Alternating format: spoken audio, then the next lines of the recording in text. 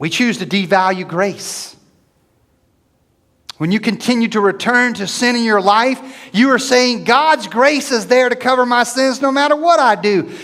So I can just do it and ask for forgiveness later, and He will forgive me. And the truth is that God will forgive you. His word is clear. If we confess our sins, 1 John 1:9, He is faithful and just to forgive us of our sins and to cleanse us from all unrighteousness. Yes, God will forgive you if you choose to sin.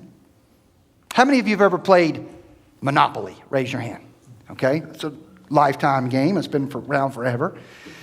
One of the best cards you can draw in Monopoly is the get out of jail free card. You know, that's great to have because as you come around and you land on that jail space, you immediately turn it in. Saves you $50 or whatever, and it saves you that loss of a turn. And that loss of a turn can make the difference whether you get that, Park Place or not.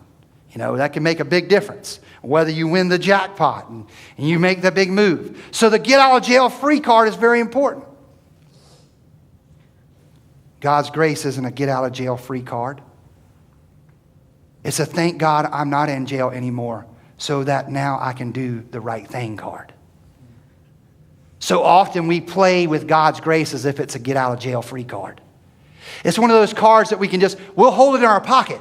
So when we get ready to return to that same sin that we're tempted to return to, we can just flip out our get out of jail free card and God will say, okay, I forgive you. And it gives us another day to dabble in our sin. Another day to not deal with that sin. Because we continue in it that grace may abound. God's grace isn't there to give us permission to sin. It's not allowance for sin. God's grace is extended so that we can live free from sin. So that we don't have to live under being bound up by fear and guilt of your past. You have been freed from that. You have been delivered. Now, because you have been forgiven, because you are free, you have been liberated to enjoy living for God without guilt, without shame, without fear.